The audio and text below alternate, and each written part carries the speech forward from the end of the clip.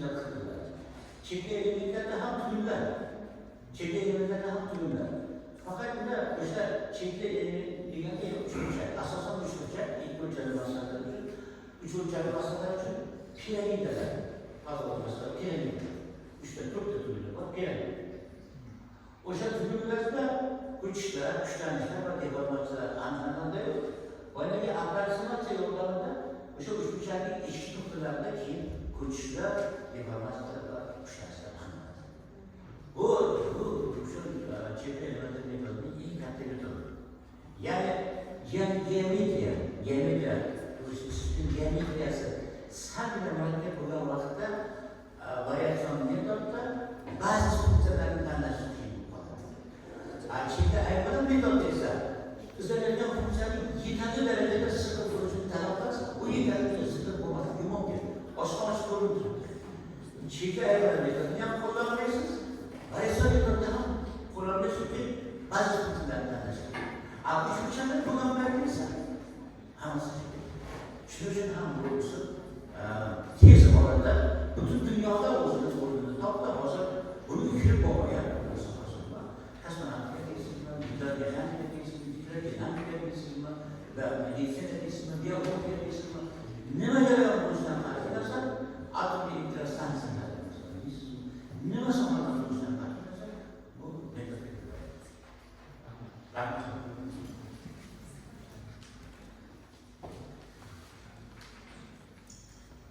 Söz bugünkü fan uchunchi dolzarb bo'lib mavzuga so'zga minnatdorchilik bildiramiz.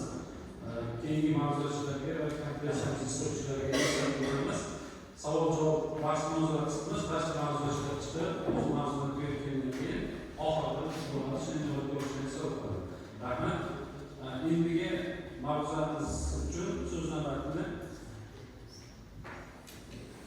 University of Business and Science University'nin profesörü Şomurot Bölümü'nün Anadolu'nun bildiramiz.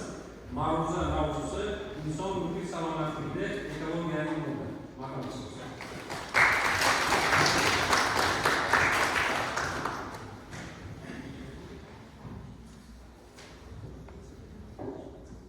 Assalomu alaykum. Hurmatli Universitetining jamoasi, hurmatli talabalar, mehmonlar.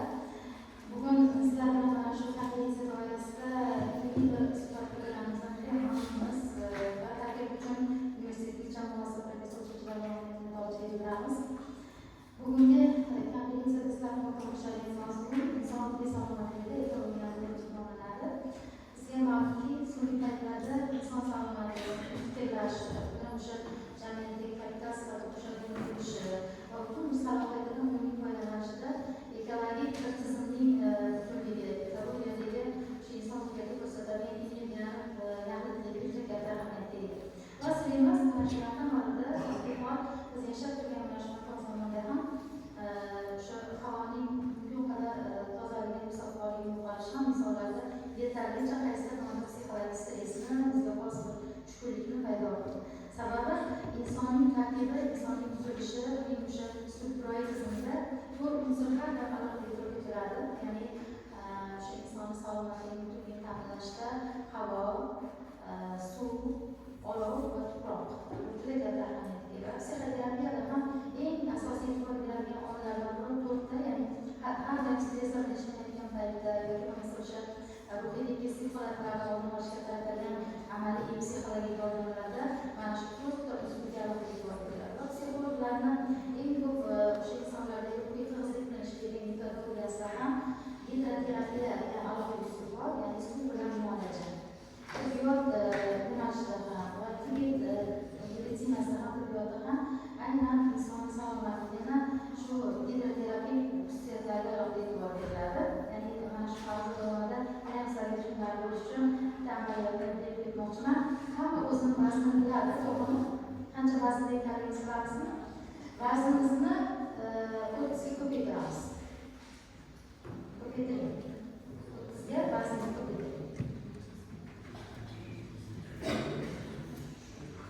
Ko'paytirdikmi? Qancha raqam chiqdi? Qancha chiqdi? Nima chiqdi? Qancha? 1000 qancha chiqdi? Demak, aytaylik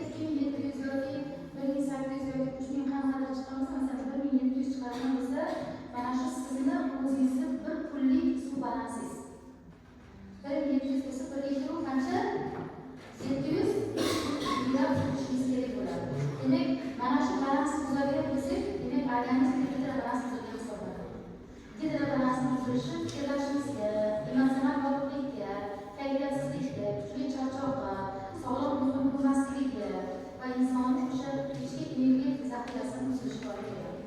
Shuning uchun doim salomat bo'lmagan insonlarda mana shu tibbiy balansi juda me'yorini saqlash hisobga olinadi. Va tashkilotlarda siz ishlayotgan joylaringizdagi suv bilan to'ldirilgan qo'yilgan pullar shunchaki bizak emas. Balki o'sha yerda faoliyat yuritgan insonlarni to'g'ri va sog'lom yashash uchun tanasiga ikkita balansni ta'minlab qo'yish uchun qo'yilgan asosiy hamkorlik hisoblanadi. Demak, buni hayotimiz sog'liqni inobatga olishimiz kerak. Va yana bir jihati ko'pincha mana shu psixologiyada biz doimiy shahar hududida, ko'proq hududda yopiq inshootlarda ishlaymiz. Bu zamon talabi, ayniqsa mana keyin ma'ruzatda ma'ruzasi bor, ya'ni o'sha inson kapitalini qanchalik jamiyatga bo'lgan qadri muhimligi haqida va undan keyin esa yana bir ma'ruzamiz boshqa qilib, ya'ni bugungi texnikani o'sha aqlli texnikalarni kirib kelishi va insonlarni xohlasa mana shu smart texnikaga nisbatan tobe bo'lgan addiksiv munosabatlar borligini kelib chiqishi insonlarga o'troq hayot, disfunksiyani keltirib chiqaradi. Va bu disfunksiya odatda ko'p narsa bor. Rivojlangan davlatlarda, Yaponiyani oladigan bo'lsak, Yaponiyani ijtimoiy jamiyatda eng ularni qiynayotgan olimlarni bosh qotadigan shu kecha kunduzgi masalalardan biri suitsidal aktivlik bo'lib ketgan, ya'ni o'z joniga qasd qilish. Va bu yechimni olimlar psixologlar qanday deyapti? Shunday bir yechimga kelyaptiki, qachonki inson tanasi o'troq bo'lar ekan, doimiy harakatsiz holatda uzoq bo'lar ekan, hamda nosog'lom ovqatlanish tarzi bo'lar ekan, hamda jonli bo'lgan, sog'lom bo'lgan referentlar bilan, ya'ni o'ziga energiya almashishga imkon beradigan insonlar bilan muloqotchilikdan qilarkan, bu suitsidga kelib chiqishga olib keladi. Ya'ni ijtimoiy begonalashuv degan termin kelishyapti. Odamlar oiladan, jamiyatdan, atrofdagilardan, muloqotdan, inson munosabatlaridan uzib qoladigan bu suitsidga olib keladi. Biz ham sekin-asta e'tibor beradigan oilamizda, ijtimoiyimizda ko'p joylarda vaqtimizni aksar qismi hayotda texnika bilan ularning kontaktdagi aloqalar ketyapti. Demak, mana shu holat texnikasiz yashash imkon bermaydi, chunki hayotimizga aktivlik joylashib bo'ldi. Lekin shundan stabil tarzda ikkinchi tomon bor ekanki, qanchalik biz ko'proq uyda bo'lsak, texnikaga tobe bo'ladigan bo'lsak, ikkinchi jihatda doimiy faollashgan hayot tarzini tanlab qo'yishimiz kerak. Ya'ni aktiv bo'lishimiz kerak, jismoniy faoliyatda bo'lishimiz kerak va ekologiya, tabiat bilan bo'lishimiz kerak. Bu yana o'sha tabiatdagi harakatlarni, tabiatdan zavq olishni, jonli tabiatdagi energiyani his qilishni, u bilan kontakt o'rnatishni kuchaytirishi kerak. Mana shu narsa bizdan ong ostimizdagi turli xatarlarni, begonalashuv holatlarini, suitsidal akslarni, o'zimizga nisbatan ichki norozilik hissini, xavotir va qo'rquv hislarini kamayishiga maqsadi olib keladi. E'tibor bergan bo'lsalaring, ko'pincha charchoq holatdagi odamlarda qushlarning sahrovi, suvlarning shitirlab oqishi, maysalarning chiroyli yamlashlik ko'rinishlari yoki keng iborat bo'lgan faollik badalari joylar ko'rsatiladi. Oddiy uzoq vaqt auditoriya muhitida yoki yopiq mashg'ulot ishlaganimizdan keyin tabiatga chiqsak, oddiy kiyimlikka, qirlikka, daryoga qaraydigan bo'lsak, insonning yengil nafas oladi. O'sha ko'rayotgan masalasi o'g'lon beradi, ruhlanish beradi. Demak, agar terapiyada psixologiyani asosiy amaliy sohasi, ya'ni ego tabiat, terapist degani muolaja qilaman, davolayman degan ma'noni bildiradi va amaliy psixologiyani asosiy yo'nalishi sifatida e'tibor beradi. Chunki biz qanchalik o'sha ochiqlik bilan, tabiat bilan, ekologiya bilan hammamiz bilaganmiz, bu faqat tabiatni o'zgartirishimizdan keyin keladigan avlodga bizlar makonini qolish, balki o'zimizni ruhiy salomatligimizni ham tiklash imkonini beradi. Bu o'sha davlat tomonidan qabul qilingan strategiyaga ham alohida rag'batlik ko'rsatilib qo'ygan va ekologik harakatda asosiy dastur amalida ham keltirilgan va bundan tashqari inson tabiatning bir qismi, tabiatning o'sha jonli bir organizmning bir qismi sifatida idrok etiladi. Demoqchimanki, atrofimizdagi olamdagi yashayotgan muhitimizdagi tabiatdan, suvdan, o'simliklardan bahramand bo'lishimiz, ularni saqlashga e'tibor berishimiz va undagi olayotgan nurli energiyani yetarlicha o'zimizga his qilishimiz uchun o'zimizdan qaysi tomonda ekologik madaniyatga, ekologik qonunga ega bo'lishimiz kerak. Buning uchun ko'p joylarda biz e'tibordan ko'ramiz. Bizda qaysi narsa shov-shuvliroq, stereotiplarimizga, qadriyatlarimizga bo'lmagan uchun shunday bo'lganida oddiy bir ijtimoiy munosabatlarda tahlilga ketgan, asli tahlilga arzimaydigan, bu qadriyat qismiga bo'lgan narsa edi. Ya'ni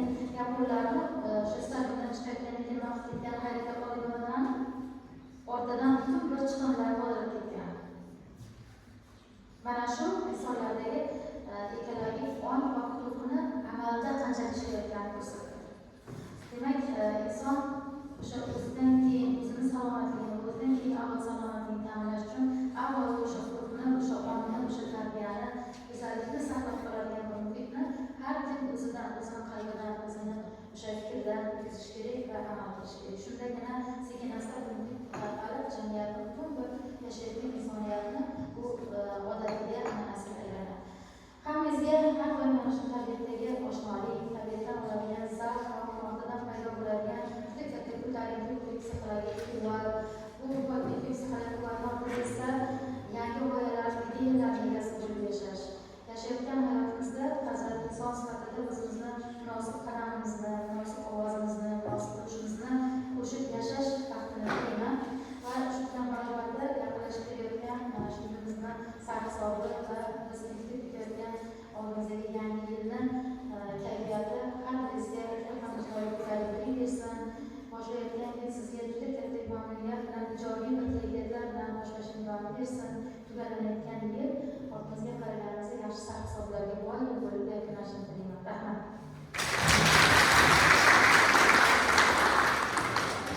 So'z sizga ham qiziqarli mavzularga katta 2025 yil Prezidentimiz tomonidan atrof muhitni asrash va iqtisodiyot yili e'lon qilinganidan sizni mavzungiz nafaqat vazifani uchun, balki davlat so'zlaridagi dolzarb mavzu boshligini ko'rdik.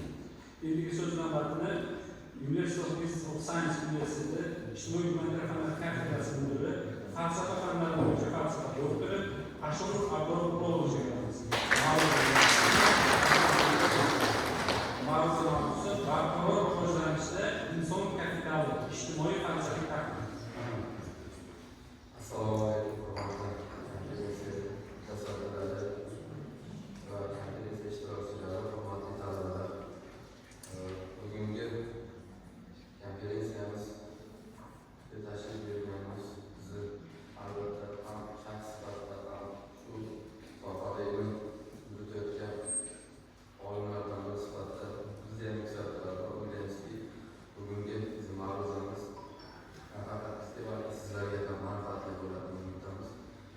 Biz bugungi mavzumiz barqaror rivojlanishda inson kapitali demak, bilamizki, hammamiz aksariyatimiz bu haqda ma'lumot berganmizki, Birlashgan Millatlar Tashkiloti 2015 yil 25 sentyabrda barqaror rivojlanish maqsadlarini ishlab chiqdi va o'sha 12 ta maqsadni o'z ichiga olgan 169 ta vazifadan iborat bo'lgan ushbu dastur barcha mamlakatlar uchun universal xolis sifatida ishlab chiqilgan edi. Lekin bu aslida hech bir mamlakat oldiga majburiyat yuklamagan edi. Buni mo'ljal qilgan holda har bir mamlakat o'zining moliyaviy imkoniyatlari bilan, iqtisodiy imkoniyatlaridan, jumladan va shunlarga ijtimoiy holatidan, mavjud turmush sharoiti, ma'naviy axloqiy xususiyatlaridan, milliy qadriyatlarga kelib chiqqan holda o'zini oldiga mana shu ustuvor maqsadlarni tanlab olib, belgilab olib, o'z harakatini 2030 yilgacha amalga oshirishni belgilab o'tilgan edi. Jumladan O'zbekiston ham bu borada o'z 16 ta maqsadini va 125 ta vazifani belgilab oldi. Ushbu vazifalar nafaqat iqtisodiy, ijtimoiy, shu bilan birga ekologik masalalarni qamrab oladi, balki har bittasi bu masalalarni ortida inson dunyoligini his qilishimiz kerak bo'ladi. Albatta ushbu vazifalarni, shu maqsadlarni amalga oshirishga insonlar tasavvur qilib bo'lmaydi. Shu nuqtai nazardan bugun barqaror rivojlanishni amalga oshirishda, maqsadlarni amalga oshirishda har birimiz inson sifatida har birimiz oldimizga judayam katta vazifalarni yuklaydi, mas'uliyatni yuklaydi. Shu nuqtai nazardan biz bir qancha masalalarni aytmoqchimiz. Jumladan 21-asr shunaqangi bir davrki,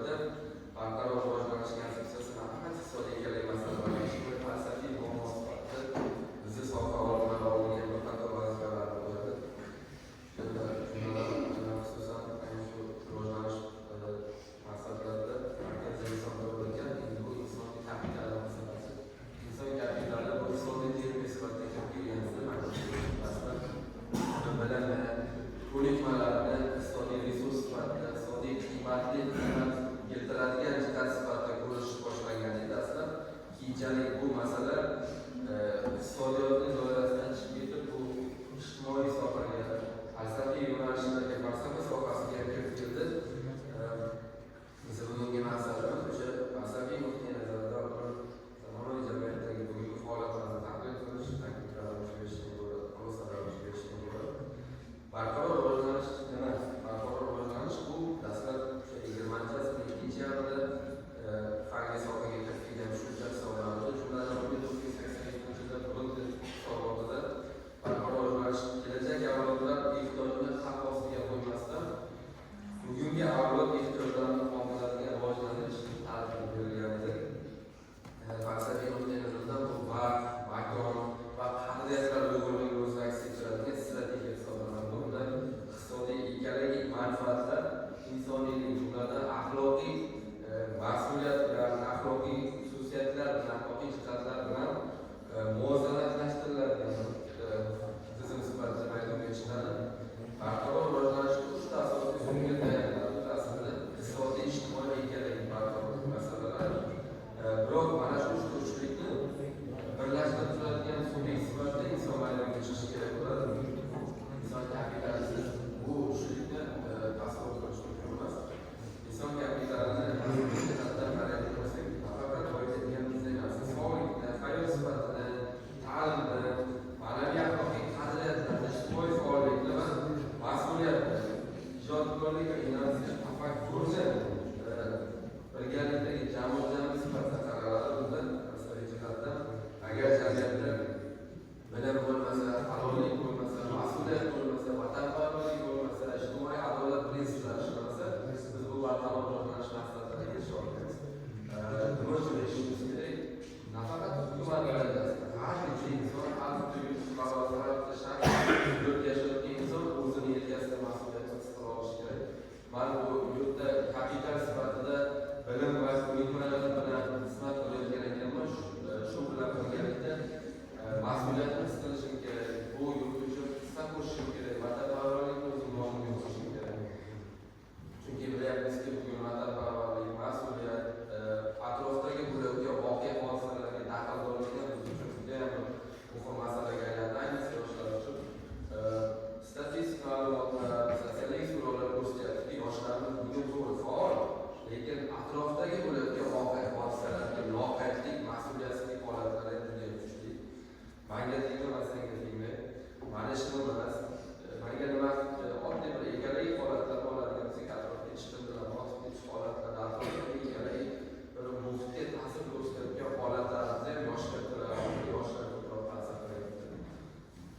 Biz qachonki mana shu inson kapitali bu sog'lik bilan bog'liq ekanligini, ta'lim bilan bog'liq ekanligini, axloqiy qadriyatlar bilan biz qadimdan shakllanib kelgan yurtimizdagi axloqiy qadriyatlar bilan bog'liq ekanligini sezsak, albatta befarq qolmaymiz, voqea bo'lmaymiz. Bugun ko'rayotgan jarayonimizdagi ekologik muammolarimiz, holatlarimiz oldida albatta insonni o'sha merkantil munosabatlari, tabiat bilan vahshiyona bir munosabatda faqat o'sha axloqsizlarcha, mas'uliyatsizlarcha bitirish maqsadidagi faoliyat bu ekologiyamizdan chiqarishga olib keladi. Globalizatsiya, dialektik masalalik yo'qolishi, turlarni qirilib ketishi, suv resurslarini cho'llashni xavfi, chiqindilar bilan ishlash to'g'risidagi muammolar barchasi ortida insoniyat faktori, inson faktori, inson omili. Va ana shu inson kapitaliga mablag' ajratayotganimizda faqat boshqa iqtisodiy moliyaviy jihatlar emas, shu bilan birgalikda ijtimoiy jihatlariga ham e'tibor qaratish juda dolzarb hisoblanadi. Endi ijtimoiy barqarorlikni ta'minlashda mana shu inson masalasi ko'z oldimizga kelishi kerakki, bu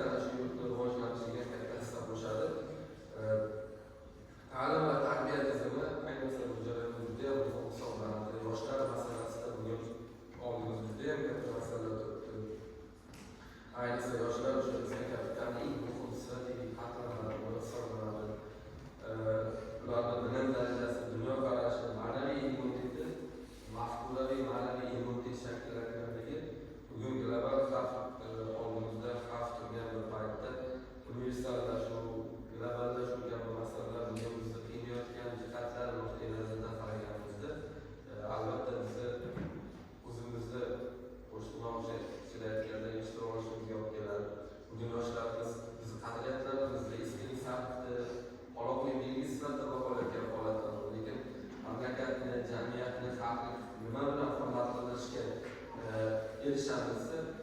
Albatta milliy o'zligimiz, milliy qadriyatlarimiz, o'ziga xosligimiz. Biz hammaga o'xshab ketaversak, biz bilan hech kim hisoblashmaydi. Hammaga o'xshagan odamlar bor.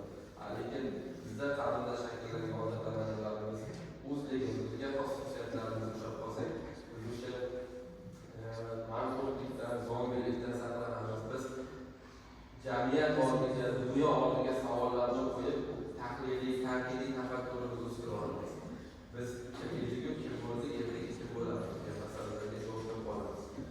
Shu nuqtai nazardan bugun yoshlarimiz uchun mana shu davrda milliy insoniy qadriyatlarni uyg'unlashtirgan holda to'g'ri. Xalqaro darajada dunyo e'tirof etgan madaniyat darajalarini qabul qilishimiz kerak, insoniy qadriyatlarni qabul qilishimiz kerak. Boshqa xalqlarning madaniyatiga, qadriyatiga hurmat bilan qarashimiz kerak. Lekin o'sha til, fan, ta'lim bilan birgalikda biz albatta o'zimizni qadriyatlarimizni ushlab qolsak, inson kapitaliga dunyo umuman global miqyosda insoniyatni yerni saqlab qolish nuqtai nazaridan inson kapitaliga katta xizmat qilgan, ulush qo'shgan bo'lamiz. Har birimiz albatta bu sistemani oladigan bo'lsak, butun dunyoni har bir taraf o'sha sistemani muhim elementlaridan biri hisoblanamiz. Elementlar bo'lsa, albatta sistemani mavjudligiga, sistemani uzluksizligiga, barqarorligiga jiddiy tahdidlar yuzaga keladi. Bugun global xavflarni oldini olishda mana shu sistemani mustahkam bo'lishi, barqaror bo'lishi biz uchun juda ham har birimiz o'zimizdan uchun mas'uliyatni his qilsak, juda ham katta xizmat qilgan bo'lamiz. Xalqaro tashkilotlar, jumladan UNESCO, Birlashgan Millatlar Tashkiloti, Jahon banki kabi tashkilotlar inson kapitalini rivojlantirishga ustuvor raqobat qaratayotgan bir paytda ta'lim sifatini, sog'liqni saqlash, internet, inson huquqlari kabi masalalarda bugun mamlakatimiz amalga oshirayotgan ishlar ham o'ziga xos ahamiyatga ega.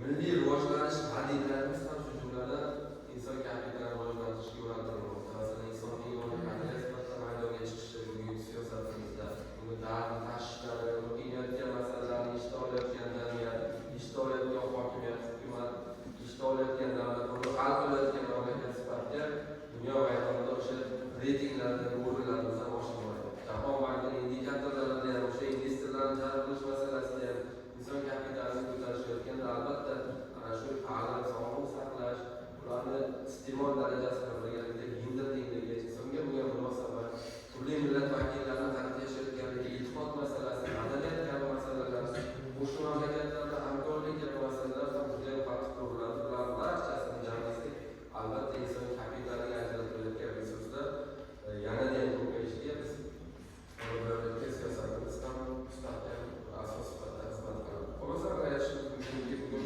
barqaror rivojlanishni faqat iqtisodiy ko'rsatish, ijtimoiy masalalar bilan birgalikda falsafiy masala sifatida bugun oldimizga katta vazifalarni belgilaydi.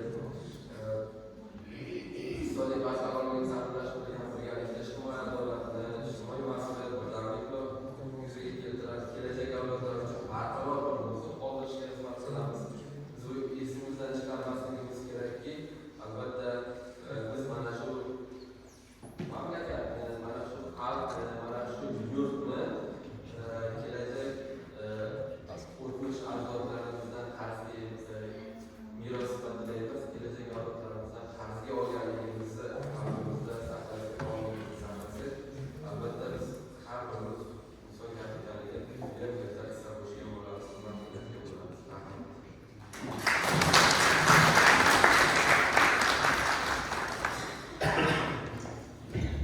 Abror Murodovich, juda bir dolzarb mavzuga mavzuingiz uchun sizga ko'rsatib o'tiramiz. Rahmat.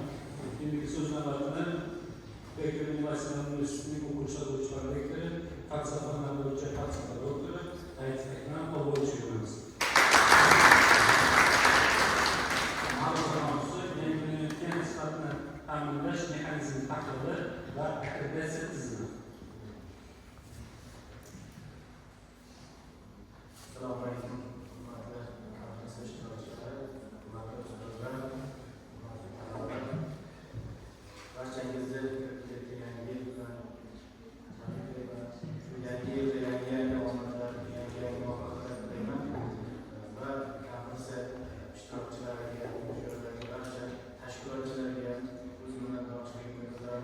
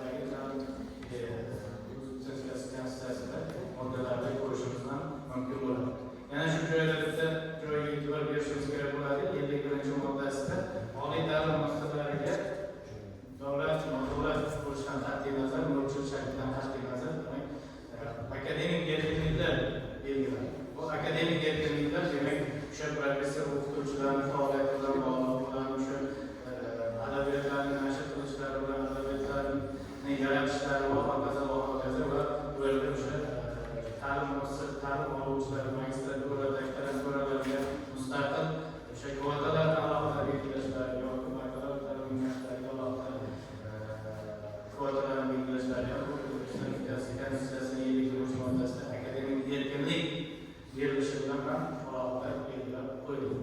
Bundan tashqari yangi tartibdagi ta'lim to'g'risidagi qonunimiz 2023-yilda 23-sentyabrda 75 ta moddadan iborat bo'lib yangi tartiblar qabul qilindi va bu qonunimizda demak oldingi o'sha eski ta'lim to'g'risidagi qonun va kadrlar tayyorlash milliy dasturi to'g'risidagi qonunimizdan iborat o'shalar o'z kuchini yo'qotdi va bugungi kunda biz yangi tartibdagi ta'lim to'g'risidagi qonun bilan o'z faoliyatimizni ta'lim sohasidagi faoliyatimizni demak tartibga solishini ko'rishimiz mumkin bo'ladi. Yana bir joyga e'tibor berishimiz kerak bo'ladi. Ayrim holatlarda hozirgi kungacha o'sha kadrlar tayyorlash milliy dasturi degan qonunda amalda ko'rib yoki ayrim hujjatlarimizda kadrlar tayyorlash milliy dasturi degan so'zlarni ham qoldirib ketgan yoki shundan foydalanayotgan holatlarimizni ko'rib o'tishyapti. Yo'q, bu demak 2023 sentyabrda qabul qilingan ta'lim to'g'risidagi qonunda demak bu o'z kuchini yo'qotdi. Bunaqa ta'lim hujjatlardan foydalanayotganimizda ham demak biz huquqiy so'zxonligimizni ham ozgina oshirishimiz kerak bo'ladi.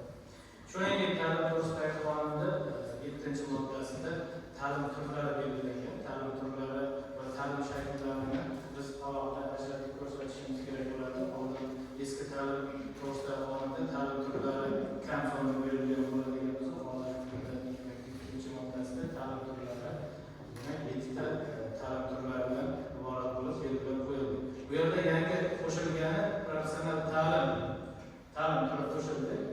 Demak, bu birinchisidan qo'shiladigan bo'lsa, maktabgacha ta'lim, umumiy o'rta maxsus, uchinchisi professional ta'lim moddasi qo'shildi va o'sha professional ta'limda darajalarga bo'lingan yangi ta'lim to'g'risidagi ko'rishimiz mumkin bo'ladi. Xo'sh, bundan keyingisi biz ta'lim olish shakllarini odatda biz ko'pchilik holatlarda biz 3 ta yoki 4 ta ta'lim olish shakli bilan belgilab shunaqa bo'lsa kerak degan nuqtai nazarda qarashib kelamiz. Bu o'sha oddiy tilda aytganda kunduzgi, kechki, masofaviy yoki sirtqi ta'lim shakli. Yo'q, ta'lim olish shakllari ham demak ta'lim to'g'risidagi qonunning 15-moddasida keltirib o'tilgan 15 moddasida keltirib o'tilgan 8 ta ta'lim olish shakllari ham belgilab qo'yilgan. O'sha ishlab chiqarishdan ajralgan holda sirtqi, masofaviy, kechki bo'lsa ishlab chiqarishdan ajralmagan holda kunduzgi ta'lim shakli hisoblanadi. Undan keyingisi dual ta'lim olish shakli, ekstremal tartibdagi ta'lim olish shakli yoki inklyuziv ta'lim olish shakli, oilada va mustaqil ta'lim olish shaklilari va katta yoshdagilarni o'qitish yo'llariga ta'lim berish, mudofaa va harbiy sohada ta'lim olish shakllari ham alohida ta'lim to'g'risidagi qonunda 15-moddasida keltirib o'tildi va bunda biz demak hozirgi kunda ayrim bizda faoliyat yuritayotgan ta'lim olayotgan boshlang'ich ta'lim yo'nalishlarimiz dual ta'lim shaklida ham ta'lim olyapti. Bu 4+2 dasturi asosida, ya'ni 4 kun nazariy bilimlar ta'lim muassasasida, 2 kun esa amaliy mashg'ulotlar ish beruvchi tashkilotlarda, maktablarda, bog'chalarda va hokazo ta'lim muassasalarida olib borilmoqda. Xo'sh, yangilanayotgan ta'lim sifatini ta'minlash uchun asosiy masalalardan biri bu attestatsiya va akkreditatsiya jarayoni. Attestatsiya va akkreditatsiya jarayonlari ta'lim to'g'risidagi qonunning 58 va 59-moddalarida belgilab qo'yilgan. Bu attestatsiya va akkreditatsiya jarayonlari. Mulkchilik shaklidan qat'iy nazar, ta'lim turidan qat'iy nazar barcha ta'lim muassasalari demak attestatsiya va akkreditatsiyadan o'tkazilishi belgilab qo'yilgan. Attestatsiya bilan akkreditatsiyaning farqi nimada bo'ladi? Ko'pchilik attestatsiya alohida tekshiruv jarayoni, akkreditatsiya alohida qandaydir bir litsenziya jarayoni va hokazo deydi. Yo'q, attestatsiya va akkreditatsiya demak ikkalasi bir-birini to'ldiruvchi jarayon. Attestatsiya natijalariga ko'ra beriladigan hujjatni biz akkreditatsiya hujjati deb tan olishimiz. Ya'ni akkreditatsiya o'sha 5 yilda bir marta ta'lim muassasasini pasporti sifatida qo'llaniladigan hujjatni biz akkreditatsiya hujjati deb ataymiz. Xo'sh, hozirgi kunda o'sha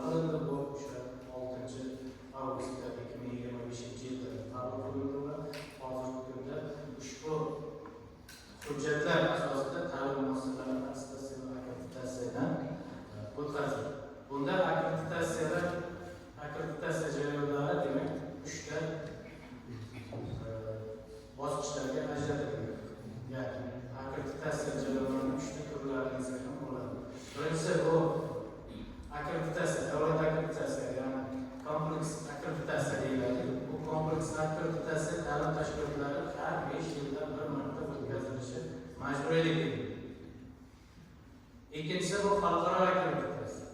Xalqaro akkreditatsiya O'zbekiston hududida xalqaro ta'lim muassasalarining filiallari bo'ladigan bo'lsa, ularning ushbu o'zining davlatida xalqaro akkreditatsiyadan o'tkazilgan oliy ta'lim muassasasining filiallari O'zbekistonda bo'lgan holatda, demak ularning akkreditatsiyasi ham bizda tan olinadi.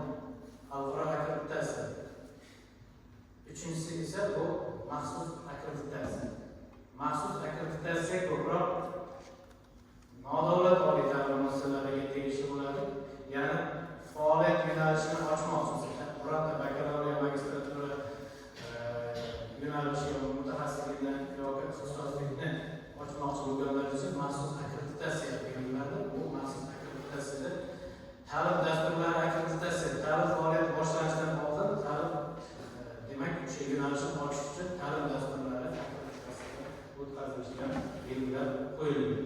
Buni bevosita ko'rishimiz mumkin bo'ladi. Maxsus akkreditatsiyada o'sha tegishli vakolatli organlar deyiladi. Vakolatli organlar bu ta'lim sohasida vakolatli organga maktabgacha maktab ta'lim vazirligi va oliy ta'lim vazirligi o'zining vakolatlariga kiradi. Xo'sh, bugungi kunda demak oliy ta'lim muassasalari va ta'lim muassasalari ortib borishi, ularda o'sha nodavlat sektorning ta'lim jarayoniga kirib kelishi va bu yerda o'zaro sog'lom raqobatlarni vujudga kelishlari ham demak bu ta'lim o'z ta'sirini ko'rsatmasdan qolmaydi.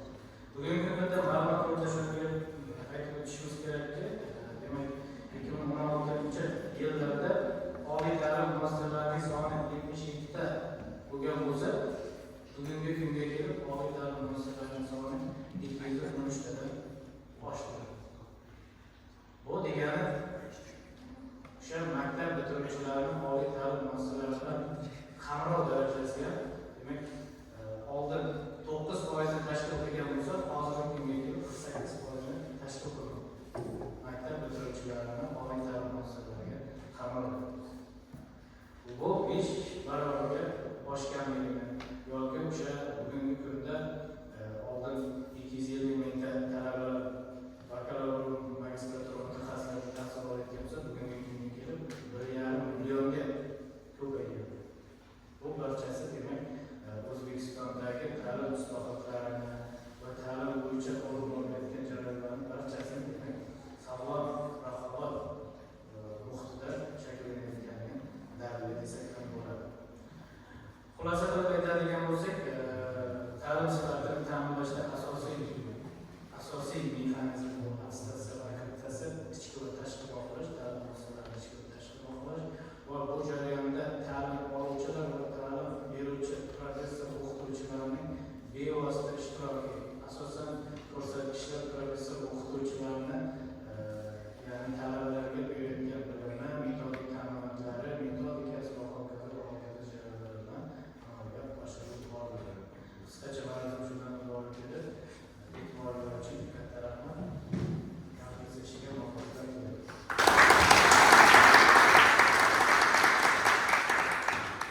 Akmal Qo'lovich bugungi O'zbekistonda amalga oshirilgan ta'lim borasidagi islohotlar, ta'lim to'g'risidagi mazmun mohiyati to'g'risida qisqa ma'lumot uchun minnatdorchilik bildiramiz.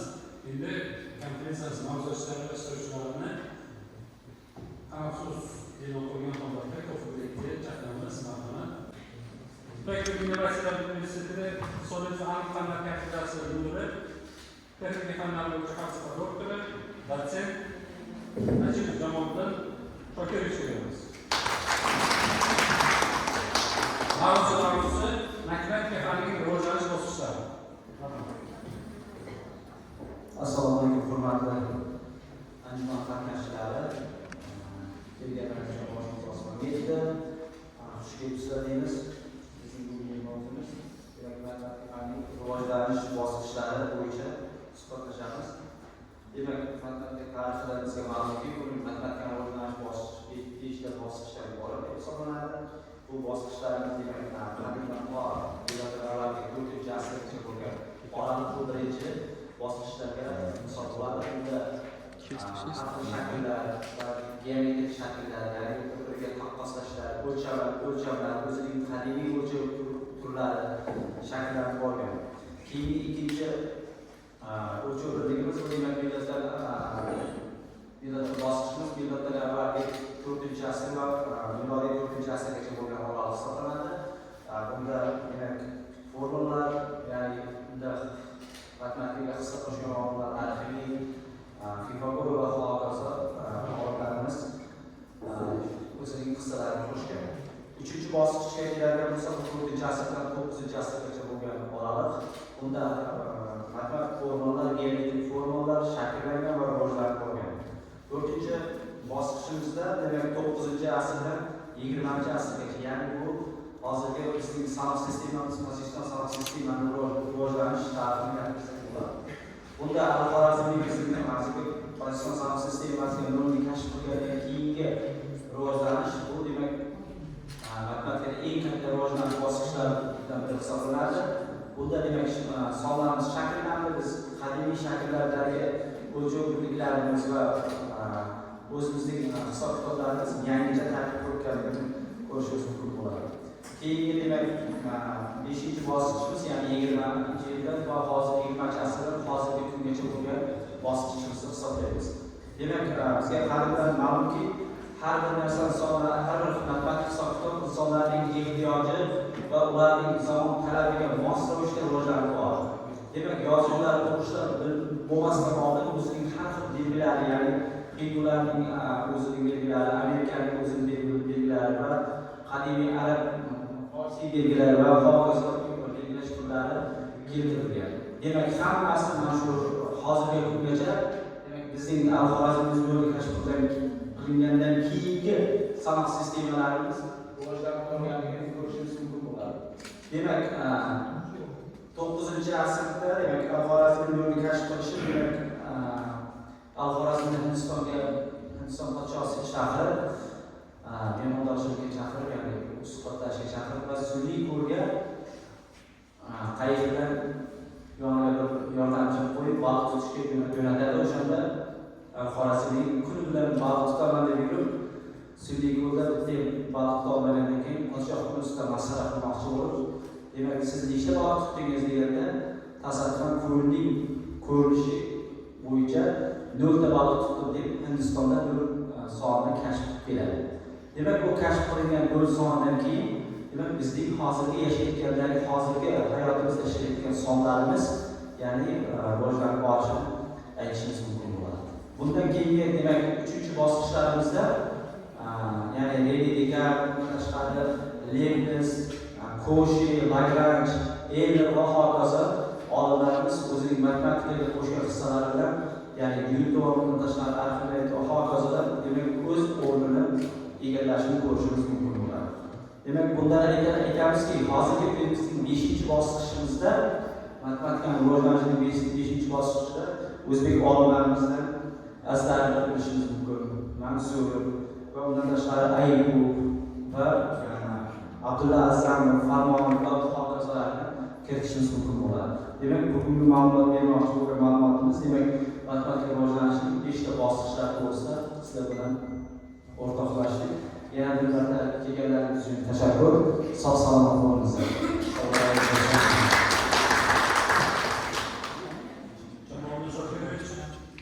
Matematikani rivojlanishga bag'ishlangan mavzuimiz minnatdorchilik bildiramiz. Juda ajoyib, qiziqarli mavzu bo'ldi. Keyingi so'z navbatini universitet universitetida Xotin-qizlar kengashi raisi, pedagogik ta'lim kafedrasi sektor o'qituvchisi Rajab Shakarboyevga beramiz.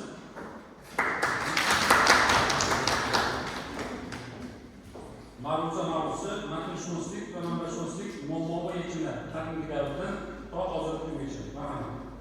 Assalomu alaykum, hurmatli anjuman ishtirokchilari, hurmatli ustozlar va talabalar.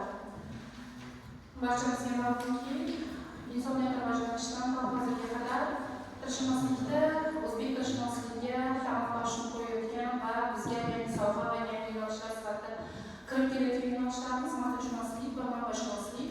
Matnshunoslik sohasi va manbashunoslik sohasi qadimgi davrdan boshlab arab tili, fors, tojik tilida yaratilgan asarlar ko'p bo'lsa-da, lekin ma'noshunoslik borasida qilinayotgan tadqiqot ishlari, izlanishlar va undagi muammo va yechimlar 20-asrdan boshlab o'zbek tilshunosligida, o'zbek ma'noshunoslik doirasida tadqiq qilingan. Bir narsani e'tiborga olishimiz kerakki,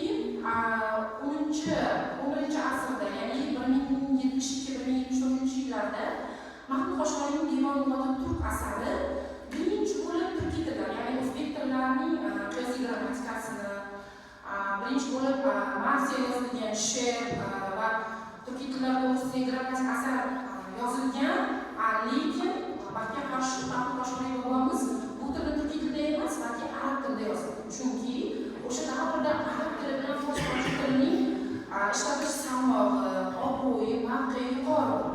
To'g'ri, 15-asrda Hazrat bobomiz Hazrat Nur Alisher Navoiy turkiy tilni boshqa tillardan ustunligini har jihatdan ilmiy asosda asoslab bergan o'zini asarlarida, qarashlarida, nazariyalarida, lirikasida, nasriy asarlarida, voqevan asarlarida yoki esdalik memuar xotiralarida, tarixshunoslikka oid bo'lgan asarlarda deymizmi.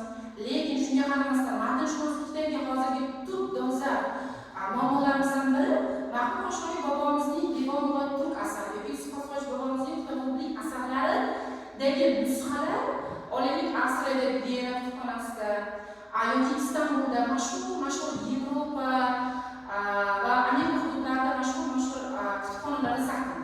Endi bizdagi yechim o'z bobolarimiz tomonidan yaratilgan ana shunday noyob durdona asarlarni ham moddiy jihatdan, ham ma'naviy jihatdan, ham ijtimoiy siyosiy jihatdan boshqa yurt vakillari bemalol foydalanmoqda. Endi uni yechimi sifatida biz talabalarga o'sha arab tili va fors tojik tilini grammatikasini ham o'rgatib, uning tabdili asosida shu asosda o'quv qo'llanmalar, darsliklar, monografiyalar yaratish oldimizda turk maqsad sifatida turibdi desak mubolag'a bo'lmaydi. Olaylik o'sha matnshunoslik doirasidagi bizda arab tilidagi 28 ta harfga 4 ta harfni qo'shib 32 ta harfdan iborat bo'lgan eski o'zbek yozuvini o'tiradi. Universitet oliy o'quv yurtlarida o'sha eski o'zbek yozuvini biz shakllantirib o'rgatganmiz. Maqsad o'sha turkiy tillarda, arab tillarida, fors tojik tillarida yaratilgan asarlarni taqdiri bilan o'rganish, uni qiyosiy tahlil qilish, semiotik tahlilga e'tibor berish.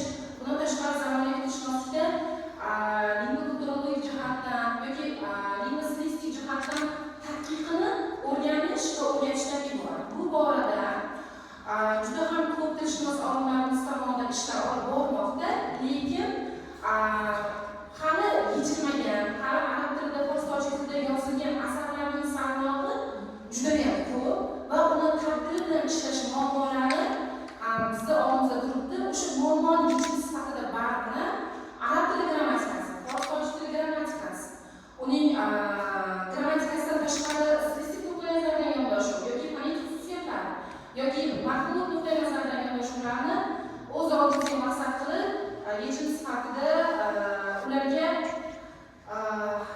ishlab chiqishimiz kerak va o'sha tendensiyalarni, muammolarni ko'rsatishimizda dastlab olaylik arab tili grammatikasida ko'rsatilgan harflarni yoki tovushlarni yoki so'z birikmalarini, qoliplarni, fors tojik tilidagi izofa birikmalarni o'zbek tilidagi tabdili qanaqa bo'ladi?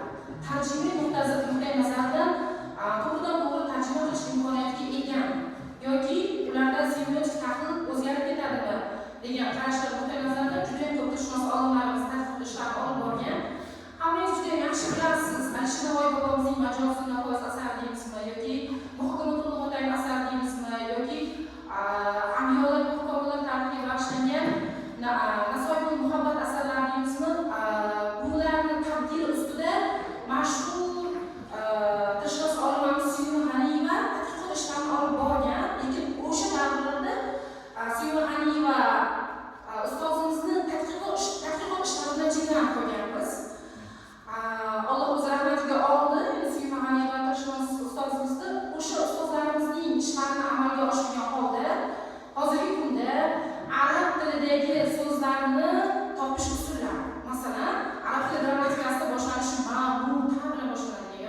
tugallanishi ot bilan tugallanadigan so'zlarimizning biz o'ylaymizki sof o'zbekcha yoki sof turkcha deb o'ylaymiz. Aslida u belgisi sof arabiy so'zlar hisoblanadi. Masalan, muallim deymiz, masalan, mashoyix deymiz, tafakkur deymiz, ta'lim deymiz, maktab deymiz, matbuot deymiz, targ'ibot deymiz, inshoot deymiz. Demak, uni biz talabalarga o'sha grammatik nuqtai nazaridan mana bu arab tili grammatikasi, arab tiliga oid bo'lgan so'z, mana bu fors tojik tiliga oid bo'lgan so'z, mana bu o'zbek tiliga, turkiy tiliga oid bo'lgan so'z deya o'sha grammatik nuqtai nazaridan, fonetik nuqtai nazaridan, lafzlik nuqtai nazaridan ajratish usullarini biz targ'ibot qilishimiz kerak. Yoki tutuq belgisi bilan keladigan so'zlarimiz, yoki qatorlashlar bilan keladigan so'zlarimiz, ya'ni barchasi arab tili grammatikasidan olingan. Endi shunaqa savol tug'ilmasinki, turkiy tili qashshoq ekanmi yoki turkiy tilda biz hozir ishlatayotgan so'zlarimizning 60-70% arab tilida ekan yoki fors tojik tilida ekan degan xulosaga kelmasligimiz kerak. Sababi turkiy tillarimizda ham o'sha qadimdan boshlab alternativ tillar orasiga kiradigan turkiy tillarimiz tarkibiga 24 ta til kiradigan bo'lsa, qadimdan rivojlanish bosqichida o'sha 24 ga yaqin bo'lgan tillarimizning fonetik xususiyatlari bir-biriga o'xshash bo'lgani bilan, olaylik turk tilini oladigan bo'lsak, yoki ozarbayjon tilini oladigan bo'lsak, o'zbek tilini oladigan bo'lsak, qozoq tilini oladigan bo'lsak, umumiy oila nuqtai nazaridan o'xshashlik jihatlari bor. Uni barcha o'sha masalan yosh avlod vakillari ham hozirda biladi. Lekin bizdagi hozir muammo sifatida o'sha turkiy tillarning tarkibiga kiradigan tillar kesimidagi muammolar nimalardan iborat? Faqat o'xshash tarkib bilan cheklanib qolyapmiz. Farqlar nimalardan iborat? O'sha farqli xususiyatlarni shakllantirish talabalarga buning uchun biz o'sha manbalar, o'quv qo'llanma deymizmi, darslik deymizmi yoki usulni qo'llanma deymizmi ishlab chiqish va uni o'sha darslarimiz kesimida ularni ongiga singdirishdan iborat. Yoki fors tojik tilida ko'rinadigan so'zlarimizda qaraymiz, poy, dars, da degan so'zlarni juda ham ko'p ishlatamiz.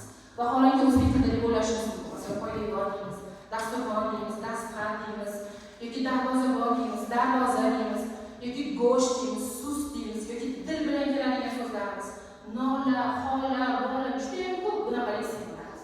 O'sha leksikalarimizning tub negisi aslida fors tojik tilida olingan. Endi shunaqa savolni fors tojik tilida qo'llaniladigan yoki arab tili grammatikasida qo'llaniladigan so'zlarni chiqarib tashlasak, turkiy tillarda, sof turkiy tilida gapirishning imkoniyati qoladimi, qolmaydimi degan savol tug'iladi. Buning uchun biz baribir o'sha Hazrat Navoiy bobomizning asarlarini to'liqligicha tahlil qilib, u yaratgan asarlarni va leksikolarning talqinini o'rganishimiz kerak. Sababi bizda o'sha davrdan qotib qolgan faqat arabcha so'zlar leksikolarni ishlatish, fors tojikcha leksikolarni ishlatish ongimizda singib qolgan. Vaholanki dunyoda Alisher Navoiy hazratlari 60 mingdan ziyod so'zni takrorlamasdan e'tibor bering, 60 mingdan ziyod so'zlar qo'ygan. Ruslar Aleksandr Sergeyevich Pushkin 21 mingta so'zlar qo'ygan. Yoki William Shakespeare 19 mingta so'zlar qo'ygan. Yoki Miguel de Cervantes 12 mingta so'zlar qo'ygan. Endi o'ylab qarasak, 50 yil o'tadi, 100 yil o'tadi, vaholanki 150 yil o'tadi. Hali Navoiy darajasiga tenglashish yo'q jahon tashrifida. Bizda bor bo'lgan bazani, tayyor baza turibdi, uni olib taqdim qilib shakllantirishimiz va boyitishimiz, jamoatchilikda qo'llashimiz bizning qo'limizda turibdi.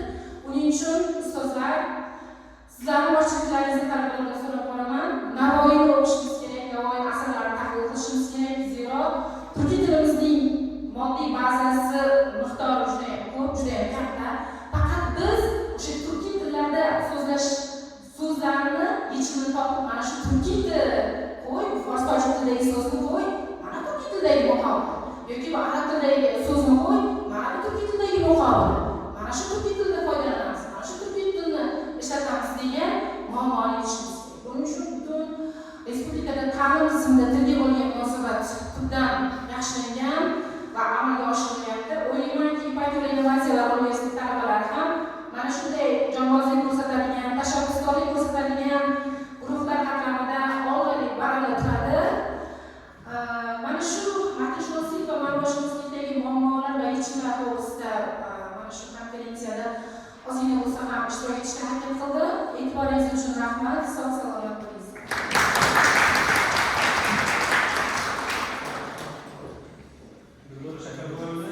Sizga dolzarb deb hisoblaymiz. Haqiqatan ham insonni atrofidagi mavjudot va maxluqotlarni ajratadigan asosiy narsalardan biri bu omma mulk hisoblanadi.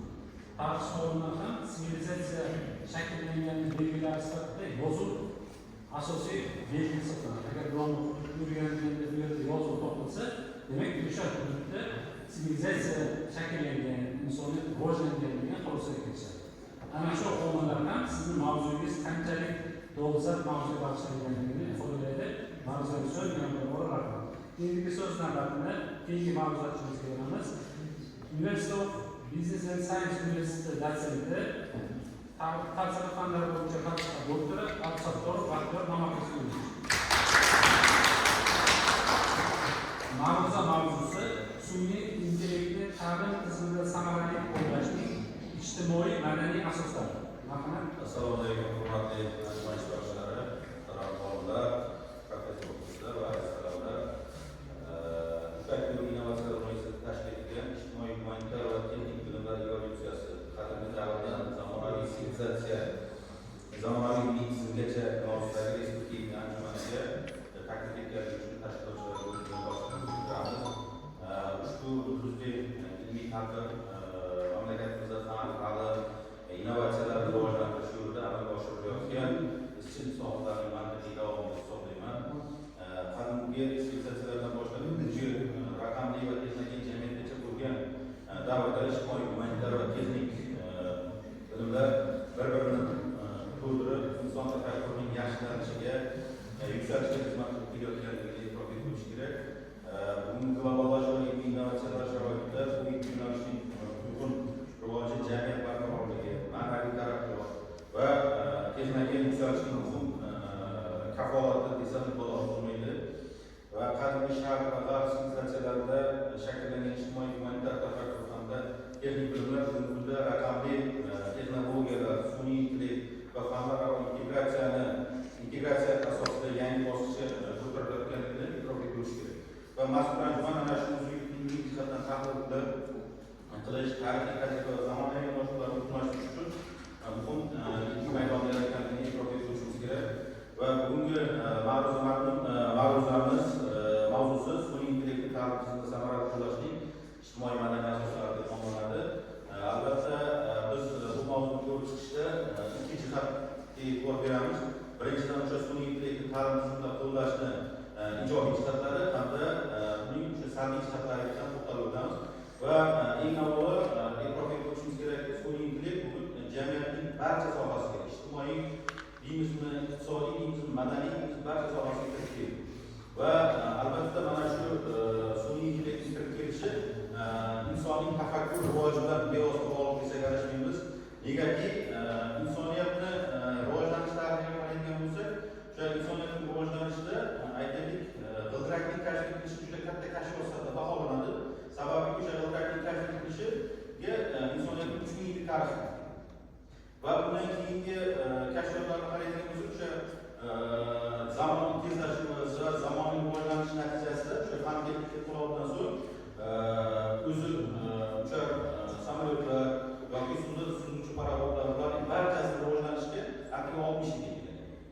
Va endi biz bugungi ko'tarayotgan masala, ya'ni sun'iy intellekt masalasi ta'lim tizimiga kirib kelish natijasida oxirgi mana 2 yillikda juda katta o'zgarishlarni, yangilanishlarni va rivojlanishlarga sabab bo'layotganligini ko'rishimiz mumkin. Xususan ta'lim jarayonida sun'iy intellektning kirib kelish natijasida ta'limning shakli ham o'zgarib, rivojlanib, takomillashib borayotganligi va bilim olish va axborotlarni tahlil qilish masalasidan nihoyatda ulkan bir axborotlar bazasini ishlash imkoniyati yaratganligiga e'tirof etishimiz kerak.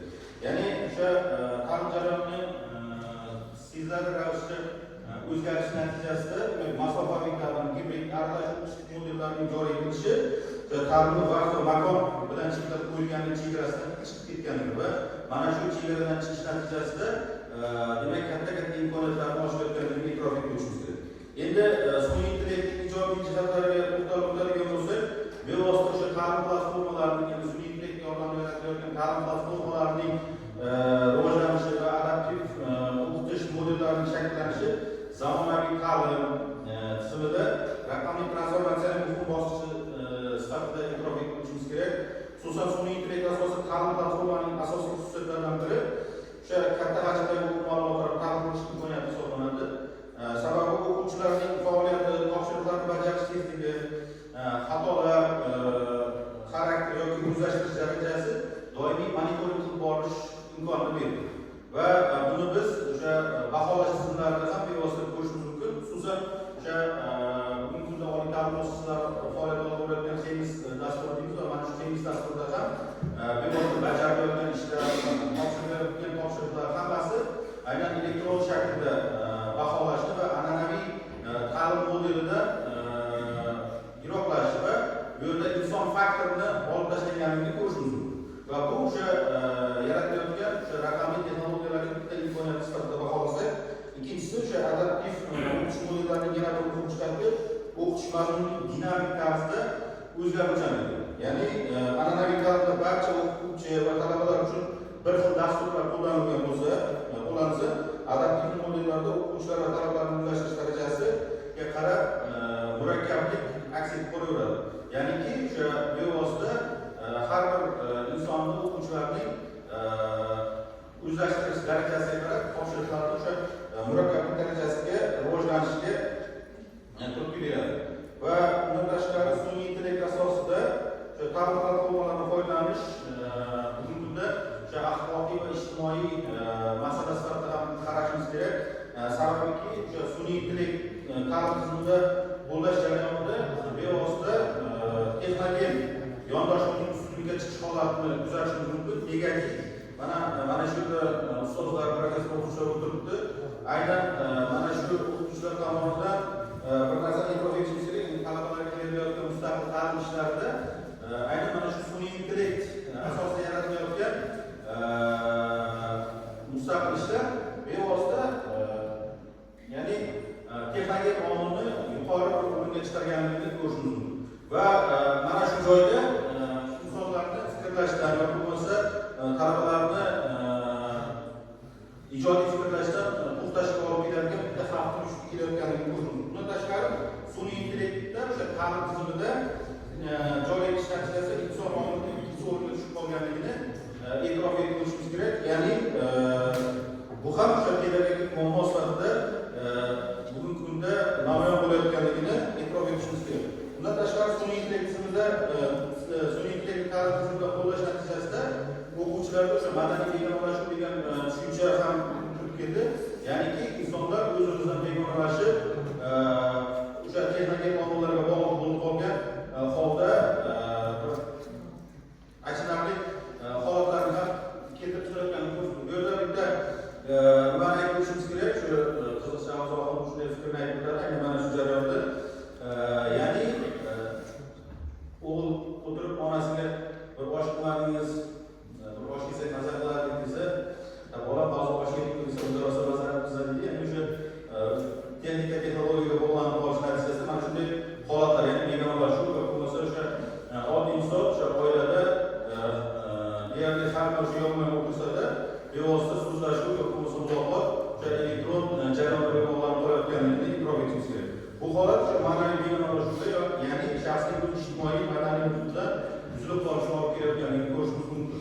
Va xulosa qilib aytishimiz mumkinki, umuman bugungi anjumanda bildiriladigan g'oyalar, ilmiy ma'ruzalar va amaliy takliflar yosh avlodning ilmiy salohiyatini oshirish, fundamental va amaliy tadqiqotlarni rivojlantirishga xizmat qiladi deb hisoblayman.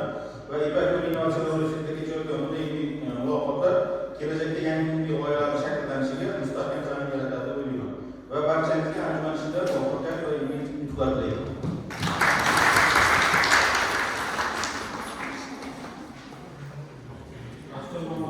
Sizga katta rahmat. Haqiqatan ham sun'iy intellekt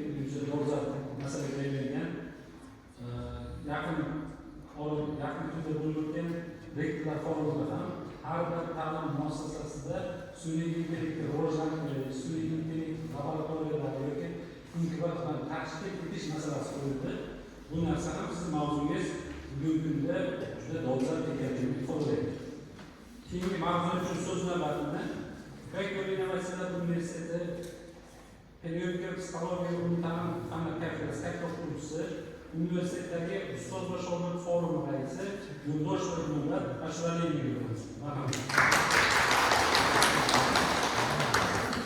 Mavzu mavzusi O'zbekistonda ijtimoiy gumanitar fanlar turli davrlarda o'qitilish masalasi.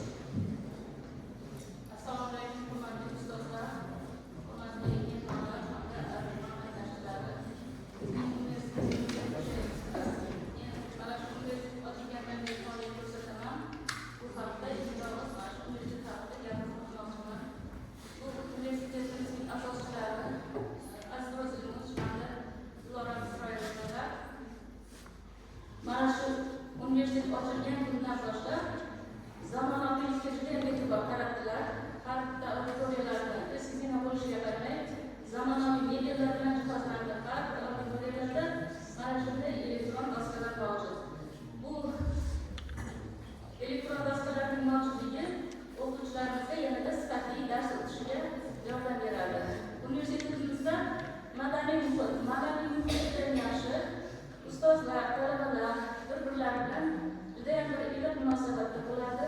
Rahbarlarimiz oliy kirganimizda masalan rektorimiz Rahmonov biror yangilik bilan yoki biror taklif bilan kelsangiz, har doim bizni qo'llab-quvvatlaydilar. Men mana shu rahbariyatimizga, hamda asoschalarimizga minnatdorchilik bildiraman. Bu universitet mana shu region uchun juda ham zarur bo'lgan universitet edi. Demak, bu universitetning ochilishi mana shu regiondagi mahalliy xalqlar va yoshlarga juda katta imkoniyat yaratdi deb o'ylayman. Mening mavzum O'zbekistonda ijtimoiy gumanitar fanlarning turli davrlarda o'qitilishi. Demak, ushbu maqolada ijtimoiy gumanitar fanlarni turli bosqichlarda o'qitilishi, ta'lim-tarbiya jarayoni qanday olib borilishi, yetuk jamoani vujudga keltirish, komil insonni yaratish muammosini sharq mutafakkir olimlar tomonidan olg'a surilishi haqida fikrlar yuritilgan. Ijtimoiy gumanitarda texnik bilimlar evolyutsiyasi turli bosqichlarni o'z ichiga oladi. Avvalo, ijtimoiy gumanitar fanlar jamiyat insoniy o'zaro munosabatlari, madaniyatni o'rgangan holda ijtimoiy, siyosiy va falsafiy nazariyalar shakllangan. Keyinchalik texnik fanlar texnologiyalar rivojlanishi bilan birga tabiatni o'rganish va muhandislik yechimlariga yo'naltirilgan. Zamonaviy davrlarda ikki soha ijtimoiy texnik muammolarni hal qilishda birgalikda ishlatilmoqda. Ijtimoiy gumanitar fanlar evolyutsiyasi. Qadimgi davrda ijtimoiy gumanitar fanlar falsafa, huquq, siyosatshunoslik, falsafiy va didaktik tus olgan. O'rta asrlar diniy ta'limotlar ta'sirida rivojlangan. Yangi davrda inqilobiy o'zgarishlar, iqtisodiy va siyosiy nazariyalar, klassik liberalizm, ijtimoiy nazariyalar paydo bo'lgan. Hozirgi davr ijtimoiy fanlar, sotsiologiya, psixologiya, antropologiya rivojlanib, inson va jamiyatni o'rganishga keng imkoniyatlar yaratilgan. Texnik bilimlar evolyutsiyasi haqida. Qadimgi davr odamlar mehnat vositalarini yaratish va tabiat hodislarini tushuntirishga urinishgan.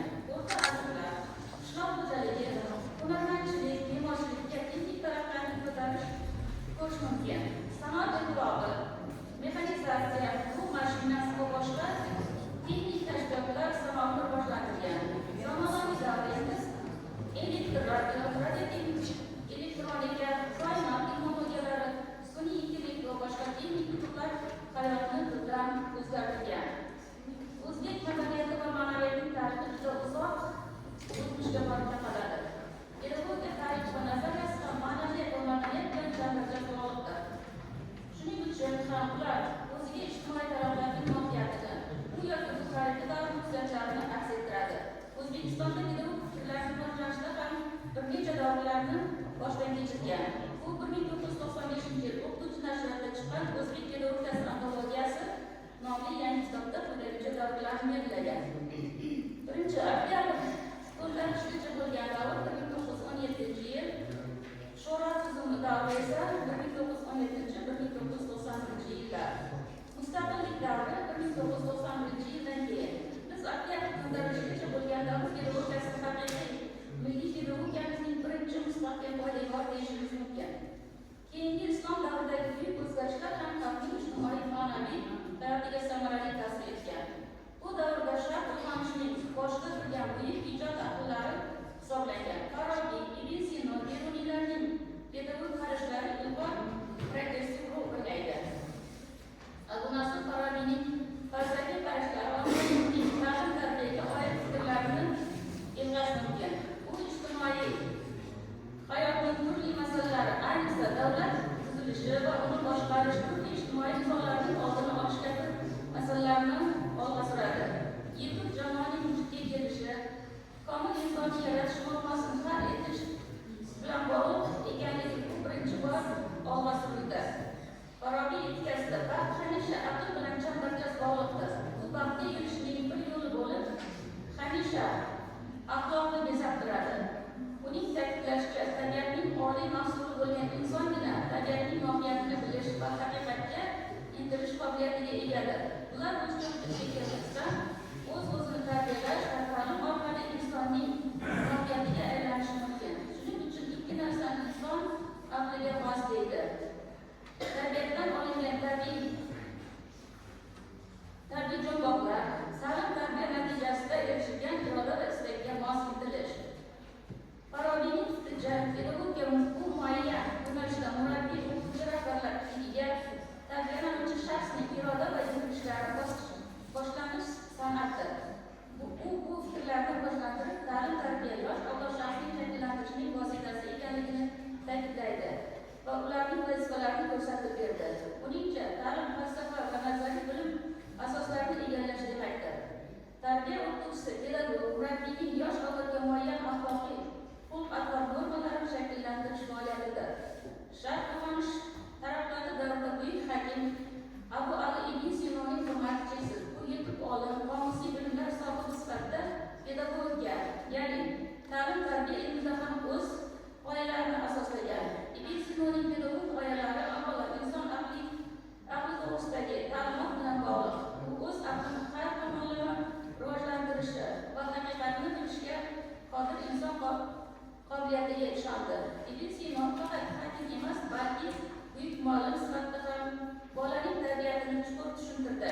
U 7 san'at sistemasida farq qilib, o'quv predmetlari qatoriga odob, astronomiya, meditsina, mantiq, falsafa, tabiatshunoslik, til va fiqhlarni kiritadi.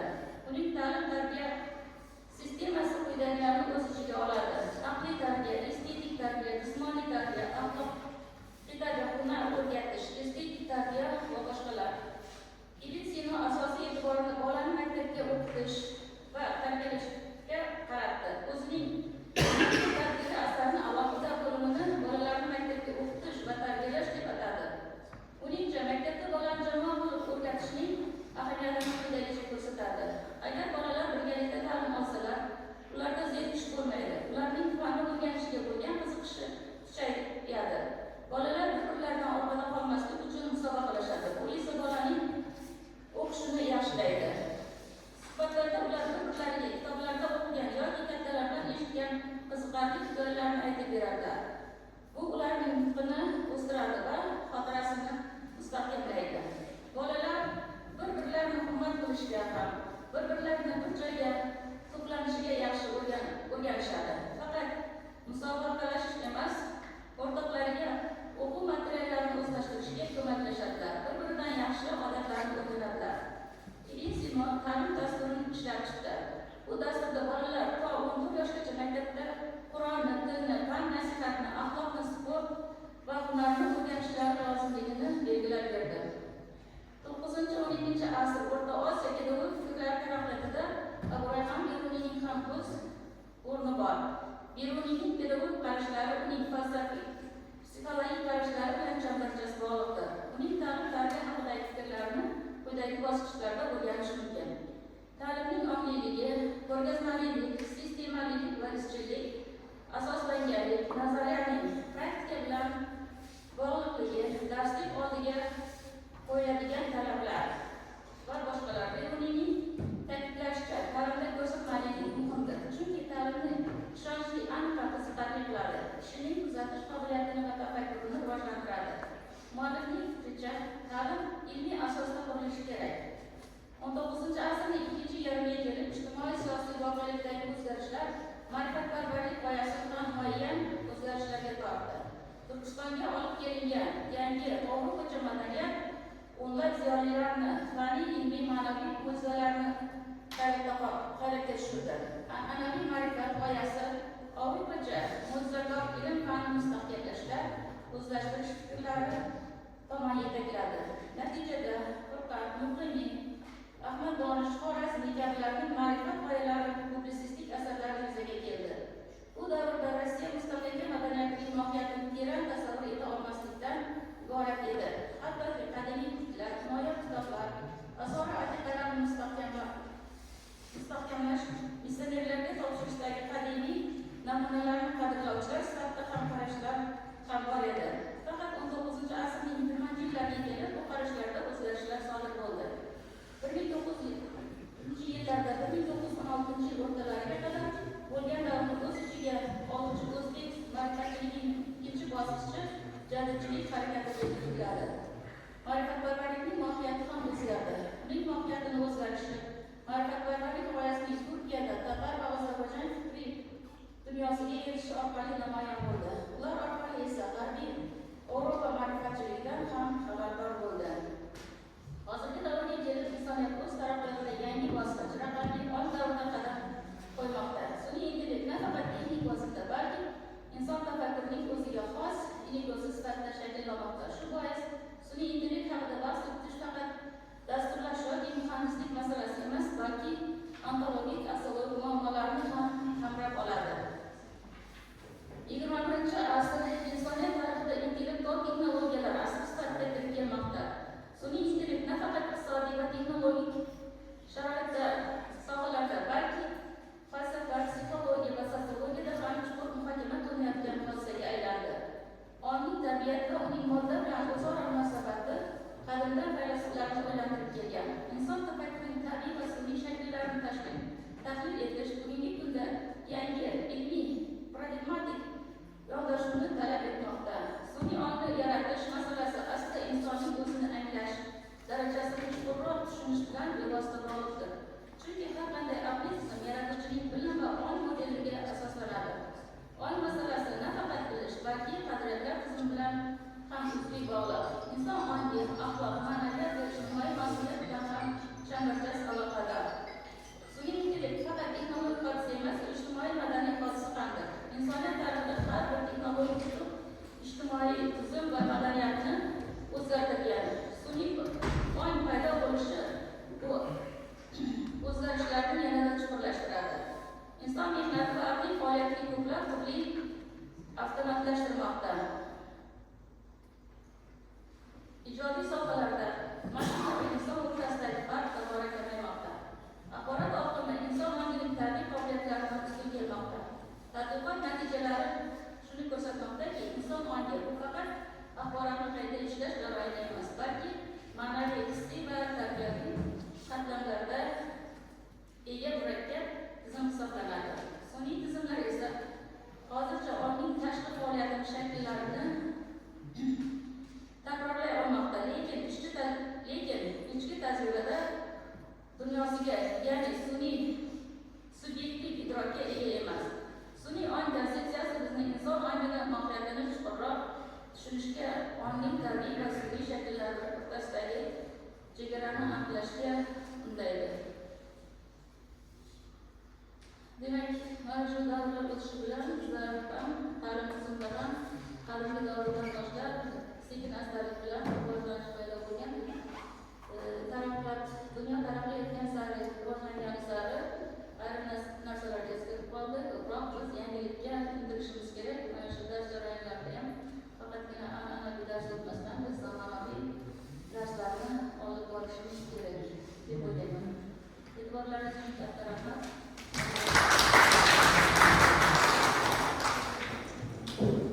Ustoz, sizga katta rahmat. Juda dolzarb mavzungiz uchun. Haqiqatan ham Newton aytadi, bugungi biz qilayotgan kashfiyotlar va erishayotgan yutuqlarimiz bizdan oldingi titanlarning yelkasida turibdi. Sizni mavzungizda ham bizning oldingi davrda ta'lim tizimlariga erishgan yutuqlar yoritilishi Newtonning fikrini tasvirga xizmat qiladi. Endi so'z navbatini aytishdan oldin bir ma'lumotlar aytmoqchiman. Har qanday erkakni erishadigan yutuq yoki muvaffaqiyatning oldida uning sevgi ayoli turadi. Xuddi shunday Ipak Innovatsiyalar universiteti bugungi darajaga yetishi, uni rivojlanishi, taraqqiy topishida o'zining innovatsion g'oyalari, takliflari bilan universitetimiz boshqaruv kengashi bosh direktori va raisi Aziz Ro'ziyev yonida turgan boshqaruv kengashining o'rinbosari Xushmurod Abdulorov sizlarga beramiz. Marhamat, so'zimiz sizga.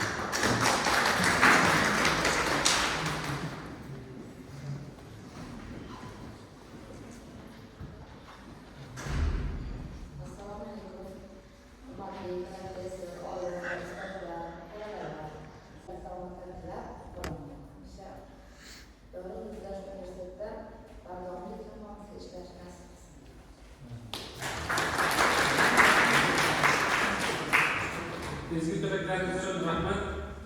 Nurimiz so'yildi. Agar mavzuchilarimiz, dasturchi barcha mavzuchilarimiz mavzularini yakunlandi, ishtirokchilarda yoki mavzuchilarda o'zidan oldingi mavzuchilarga nisbatan savollar bo'lsa, bahs mavzu qismiga o'tamiz. Savollar bo'lsa marhamat.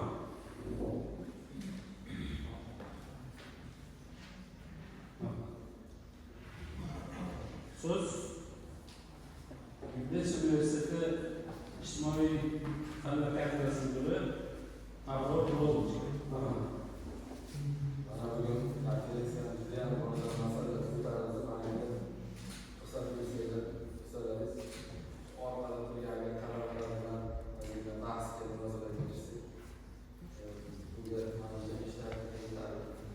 Savol beraman, hurmatli talabalar, fikrlaringizni so'ramoqchiman. Inson omili, inson mohiyati ma'ruzalar qo'l ko'tarib javob bersalar bo'ladi. Insonni bu dunyoda yashashdan maqsadi nima? Kim aytadi? Nima fikr bor bu haqda? Hurmatli talabalar. Hamma o'zining mustaqil fikri bo'ladiki, yashashdan maqsadi nima?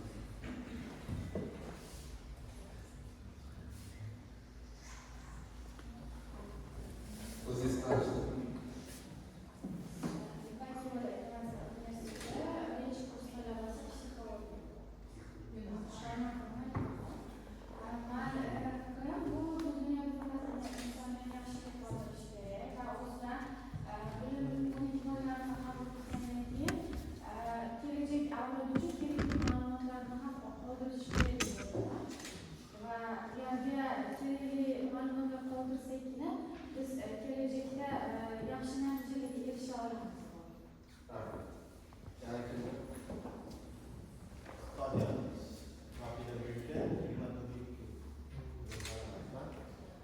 Insonning yashashdan maqsadi ikkita.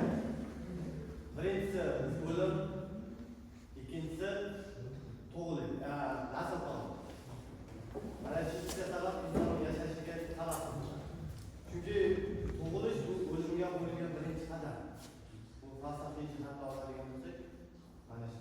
Nasl qoldirish esa bu inson hayot davomida yashashdan maqsadi mana shu. Nasl qoldirish, ko'payish va xuddi yuqorida aytgandek, yana yaxshi Endi yaxshi javoblar bo'ldi. Yo'nalishlar so'ragan insonda ong bor. Falsafiy jihatdan olsak, ong shakllari bo'ldi. Ong shakllarida iqtisodiy ong, ekologik ong, psixologik ong, falsafiy ong kabi ong shakllari bor. Boshqa bizda qaysi ong shakllari ko'proq rivojlanganligini tushuntirishimiz uchun yo'nalishni so'radi. Endi yana boshqa savol beraman. Baxt nima? Talabalar masalan yoshlar uchun baxt nima? Kim aytadi? Talabalar javob berishlari mumkin. Baxt deganda nimani tushunasiz? Mayli, hayajon bo'lishi mumkin. Bu savollarni inson har bir erishmoqchi bo'lgan narsa.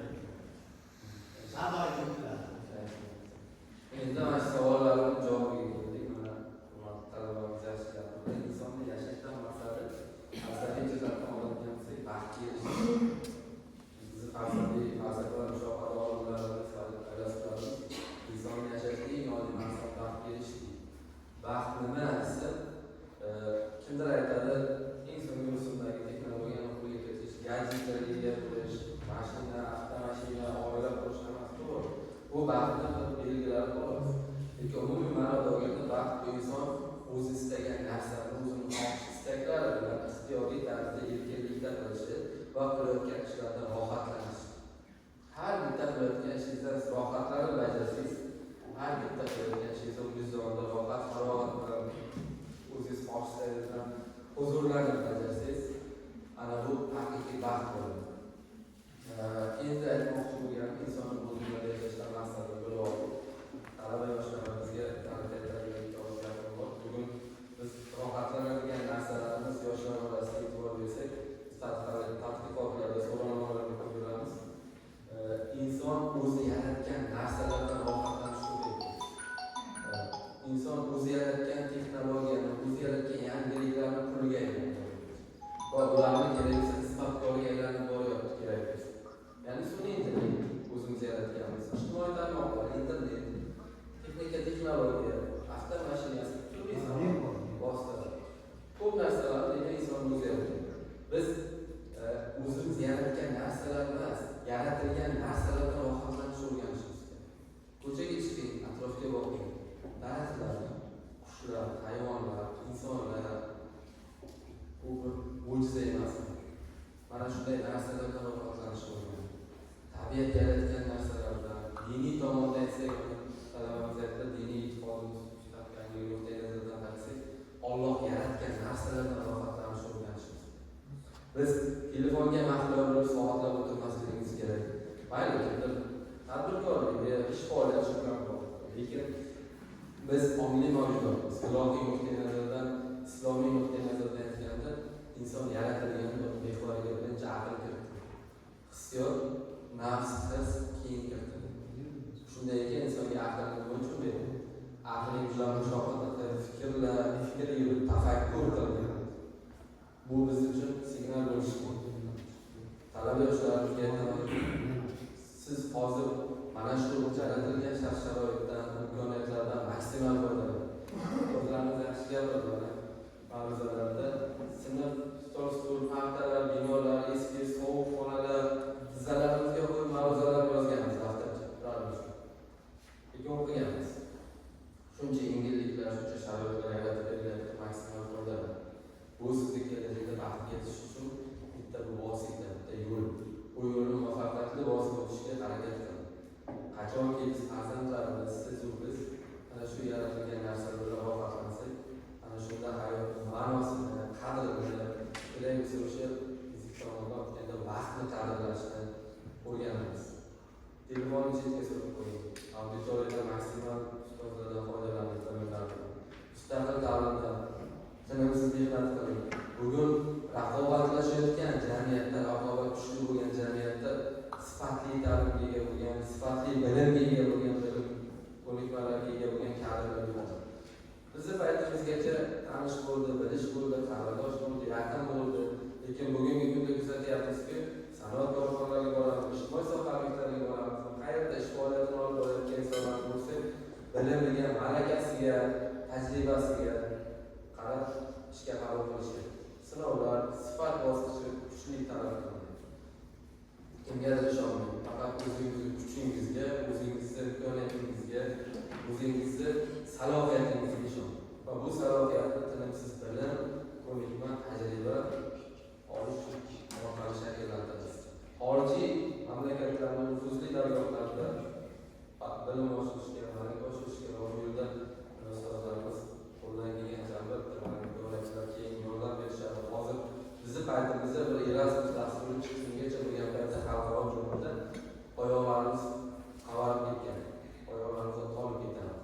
Chet elga chiqish uchun viza bitta muammo bo'lsa, ta'lim dasturlariga ega bilish, ma'lumot olish ikkinchi muammo. Hozir minglab, millionlab dasturlar Yevropa deysiz, Osiyoning rivojlangan mamlakatlari, Amerika, Janubiy va Shimoliy har qaysi yurtda imkoniyatlar.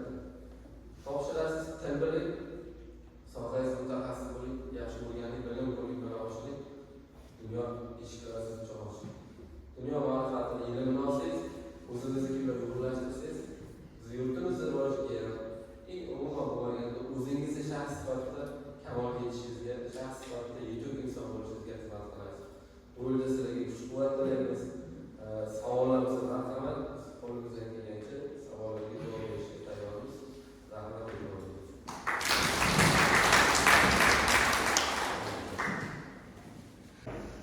mana shu anjuman konferensiyada o'zini maqolasi bilan barchaga birday o'sha zamonaviy mavzularni ko'tarib chiqqan bir ustozimiz UBS universiteti kafedra mudiri Ashurov Abror Urolovich taqdirlandi. Marhamat.